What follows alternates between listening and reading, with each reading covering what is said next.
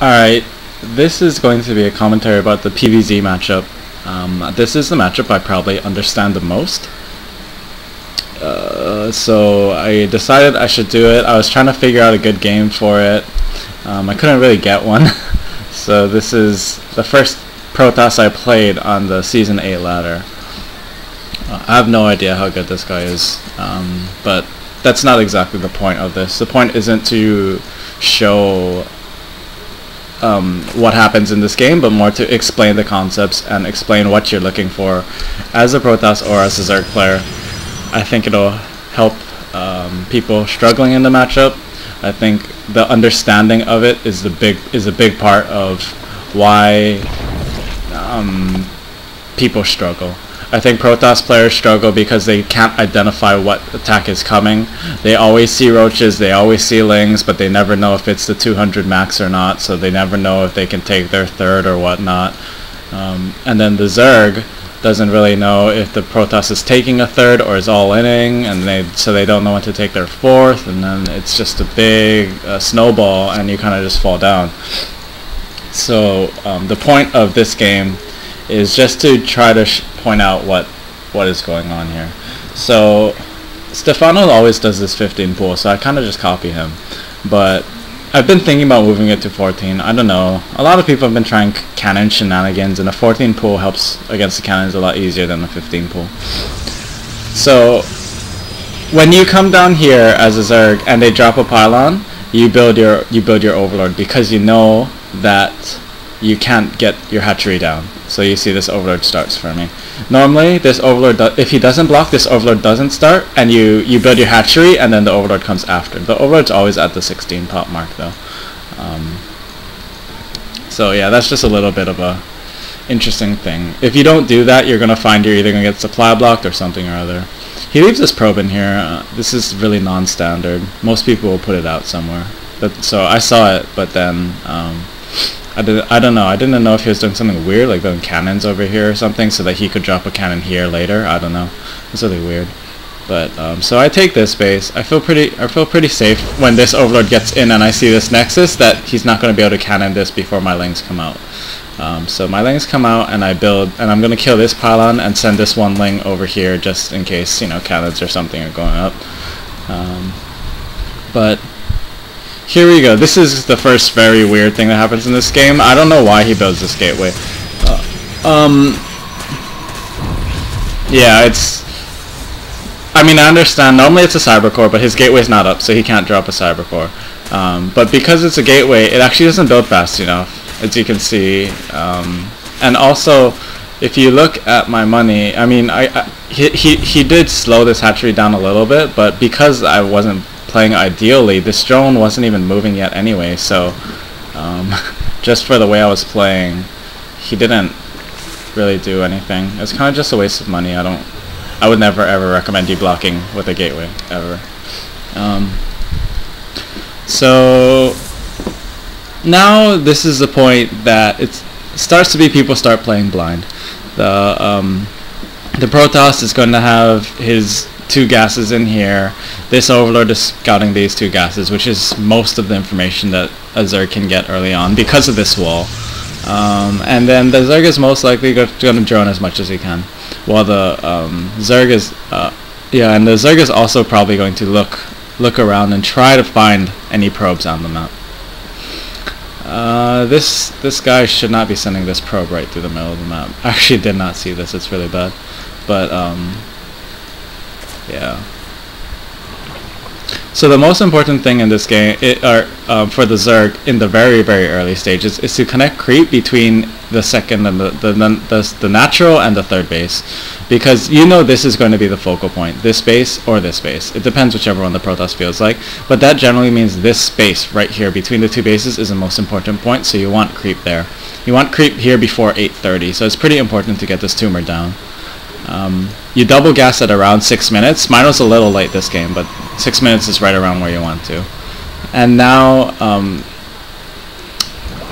yeah, so I generally transfer probes or drones to the natural. Because my natural was a little late, that's why my main was oversaturated. I don't like transferring them all the way over here. I feel like that's kind of a long time, so I don't do that. But with the first 100 gas, you should be getting a layer. A lot of people get Zergling speed, but you actually don't need it. It's kind of funny. You can see it takes 110 seconds, and you see this time over here. Their push will come at around 8:30, and even though it comes at around 8:30, roaches are going to be your main backbone, and Ling speed isn't 100% necessary, but roach speed is really important. So you kind of want to rush up there if you can. So the Evo Chamber and the Roach Warren should normally be at around 7 minutes to 7:30.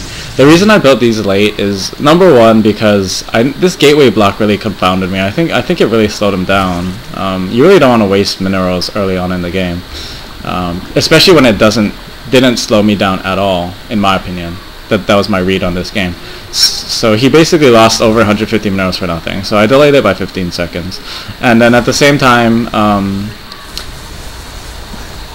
it was also partially because I think I'm a little rusty. I didn't intend to build it that late. I was thinking about maybe building it at like 7:40, 7:35, but it just went down 7:45. So then when the Evo Chamber comes out, you can get whatever you really feel like. I really like to get armor because it benefits both Lings and Roaches. A lot of Protoss timings revolve around the +1. +1 Zealots will 2-hit Lings, so it's very important that they get +1. +2 Blink Stalkers will 2-hit Lings, so it's very important that if they go Blink Stalker, they get the +2. So if you get the armor, you kind of negate both of those things, which is very, very good for the Zerg. So I really like to get armor. But either way, I see this third gas. I'm gonna pause here actually. I see this third gas, and this third gas is very important. The third gas and no fourth gas generally means an all-in. It's pretty important for the Zerg to see that. If there's 2 gas, it's either an all-in or it's a fast third. If there's 4 gas, it's normally a tech pressure, like a DT thing, maybe a Void Ray all-in or something like that, or a third base. So the 3 gas almost always will mean all-in. So when I see this third gas, it's pretty important for the Zerg, as a Zerg player, to see that. And that's what the Zerg is looking for early on. So 2 gas is either a really fast third, so you have to check here, or an all-in. So if you don't see a really fast third, then you have to run. Then you have to start preparing for an all-in. 3 gas almost always means all-in, and then 4 gas almost always means pressure into expand. So those are the differences, just judging off the gas timings. So I do see this all-in coming. I built this extra spore colony. I'm building more queens. It's pretty important. Like the creep is connecting. This overlord should be dropping creep, just because I want this queen to be moving over, and just in case. But you can already see that this isn't going to go favorably for him. If we look at the unit tab, I have 53 drones. You don't. If this attack comes and the Zerg is at 50 or more drones, the Protoss is pretty screwed, I think. You have to be able to hit early enough that this doesn't happen. So that's the main thing. You have to be able to hit. Or the main thing is that this guy didn't pressure me early on. A lot of Protoss will send out like 1 Zealot, 1 Stalker, 2 Zealots, or something like that, and they'll send it out. And then you can just imagine, okay, so if they send out 2 Zealots, I have to build maybe 10 Lings. So like I take 5 drones out of what I have. So instead of 53, I have a 48. But then you also have to realize those 5 drones are mining. So instead of taking out 5 drones, let's take out 8 drones. So instead of 48, I have 45. That's a huge difference to a Zerg. And it might not seem like a lot to a Protoss, but the Zerg can feel it. You can just feel it. So now, from this is not normally, this is a situation actually a lot of Protoss find themselves in, and they don't really know what to do. They feel like, okay, I have to take this blind third, and then I'm going to have to deal with this 200 roach max, and they don't really know what's going on. This guy plays blind, so it's not the greatest example, but if you get a robo and you build an observer, what you want to check is you want to go here, you want to see if there's a 4th. Okay, if there's a 4th, that means that this guy is most likely anticipating this nexus. If it's building. If it's already up, it's completely possible that this was his macro hatchery. You see I built a macro hatchery here? Some people put their macro hatchery at their 4th. So it doesn't tell you too much if after you're all in, after you pull back, if this hatchery is already up. But if it's building, it means he's anticipating you taking your 3rd. If you see 6 gases, 1, 2, 3, 4, 5, 6. This is also indicative of the Zerg not doing the Roach Max. The Roach Max is going to be done on 3 or 4 gases. The 4 gas one is more popular. It's what Stefano starts doing now, like more recently. He actually used to do it on 3 gases. A lot of people don't actually realize this, but he actually used to do it on 3 gases. And he actually figured out that he was able to max a whole 45 seconds earlier if he did 4 gases. So 3 or 4 gases will 100% of the time mean a Roach Max of some sort. 6 gases means tech. So you either have to prepare for Spire or Mutas, and that's when, Infestors or Mutas. So that's when your Observer has to be more active. But the first thing you want to do is you want to check here. Then you go to here, oh look, he has 2 gases. You want to go here, oh look, he has 2 more gases. And then you go in here and you look for the tech. That's kind of the plan that you want to go. You don't want to be playing blind. You don't want to be like saying, oh well, here comes the Roach Max. Like this guy is clearly thinking, okay, where's the Roach Max? Look at how many cannons he builds. Look at all his units. He's thinking, where is his Roach Max? So here at this point is where this game's going to start to fall apart for him. You start doing double pronged attacks. You start dictating as a Zerg, where do you want this guy's army and where do you want to fight? Mutas are so mobile that Protosses have nightmares about scenarios like this. The Mutas are just killing the probes.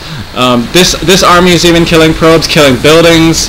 But a big part of this is, number one, you have to macro behind it. I have to realize this big army is going to die. I'm sacrificing it. At the same time, I have to take out a Nexus. This is a really big commitment. I actually probably did enough damage that I don't need to take out a Nexus because this guy really reacted poorly to everything.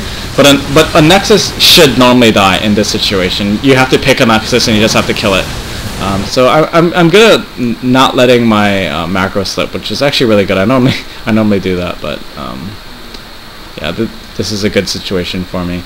So at this point, you can kind of tell this game is basically over.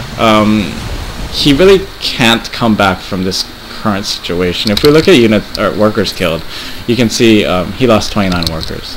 So once again, a big thing in this matchup is trying not to play blind. And the best way to not play blind, if you're a Protoss, is scouting this Zerg and looking at his gases, seeing his gases and trying to play macro style. I think macro style, by the way, is always better with the Robo. I really don't like this Stargate. It prevents them from really doing a whole lot, but you know, if he was going 200 Roach Max, a couple of Void Rays or Phoenixes are not going to stop it. You'll whittle him down, sure, but he's going to do the damage he needs to do.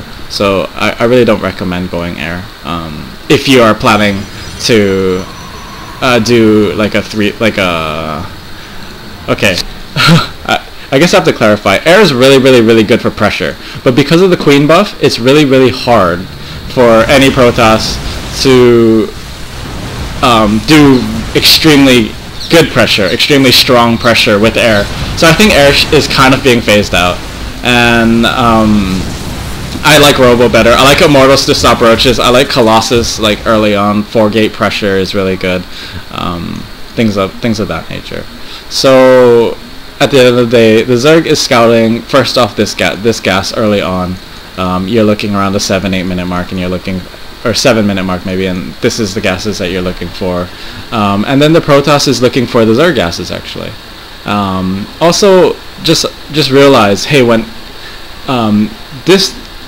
a Zerg's response to a Forge Fast Expand is to build 3 bases, right? So when your natural is starting to wear down, this third is going to start to wear down. Okay, so that's how you can time your attacks and figure out which base you want. All right, when this third is minerals are wearing down, that means his 4th is probably going to be wearing down. If this 4th is wearing down, then his 5th is probably wearing down. So you want to be hitting the base that has the most minerals in it. You want to slow him down. If you as a Protoss can keep this Zerg on multiple bases, and then you can get your Archon toilet up or your mothership or whatever, then it's a really big. So my audio got cut off. I'm just going to stick this in at the end. But yeah, as I was saying, the bases are really important. Keep them on even bases with you. Get your Archon toilet up as a Protoss player, and you'll really be fine. Just try to use your own information that you have and deduce what they are doing. Anyway, that's the game. I hope you guys learned something about this matchup, and hopefully it'll improve. Alright, laters.